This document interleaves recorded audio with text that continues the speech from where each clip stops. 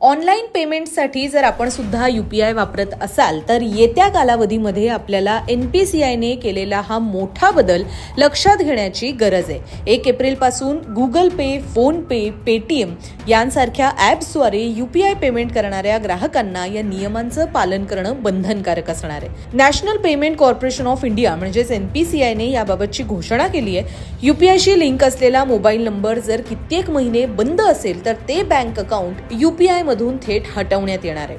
याचा अर्थ तुमचं बँक अकाउंट बंद मोबाईल नंबरशी जर लिंक असेल तर ते डिलीट करण्यात येईल आणि त्यानंतर तुम्हाला त्या नंबरवरून कुठल्याही प्रकारचं UPI पेमेंट करता येणार नाहीये।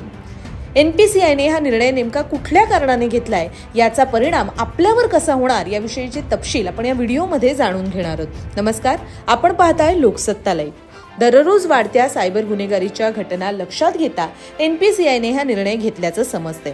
NPCIच्या माहितीनुसार बंद किंवा ऍक्टिव्ह नसलेल्या मोबाईल नंबर्समुळे बँकिंग आणि UPI सिस्टीममध्ये तांत्रिक बिघाड निर्माण होत आहेत। त्यात टेलिकॉम ऑपरेटर हे बंद मोबाईल दुसऱ्या ग्राहकाला देतात, ज्यामुळे आर्थिक फसवणुकीचा धोका सुद्धा वाढतो।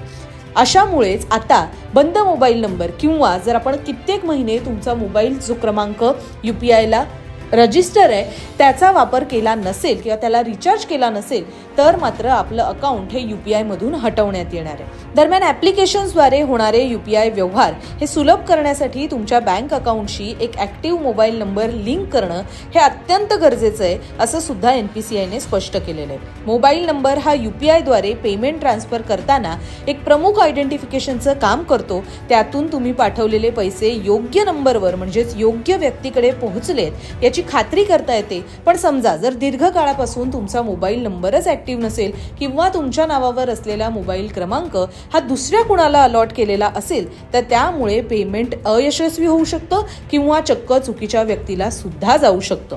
तुमच्या बँक अकाउंटशी लिंक असलेला मोबाईल नंबर म्हणूनच ऍक्टिव्ह असणं म्हणजेच त्याला रिचार्ज केलेला असणं हे अत्यंत गरजेचं आहे। आता तुमच्या नावावर असलेला मोबाईल नंबर हा ऍक्टिव्ह आहे का, किंवा जर तुम्ही जुना कुठला मोबाईल नंबर तुमच्या नावावर रजिस्टर्ड असेल आणि तो ऍक्टिव्ह आहे का हे सगळं तपासण्यासाठी आपण वेगवेगळ्या टेलिकॉम ऑपरेटरशी संपर्क साधू शकता।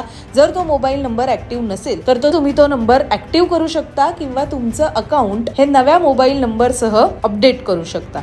दरम्यान NPCIने बँका आणि UPI ॲप्लिकेशन्सना दर आठवड्यांना त्यांचे इनॅक्टिव्ह मोबाईल नंबरच्या नोंदी सुधारण्याचे निर्देश दिलेत।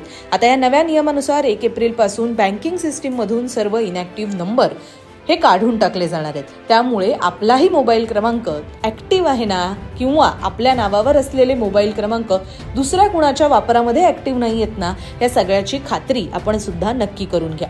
असेच नवनवीन व्हिडिओ व अपडेट्स पाहण्यासाठी लोकसत्ताच्या YouTube चॅनलला आवर्जून सबस्क्राईब करा। पाहत रहा लोकसत्ता लाईव्ह।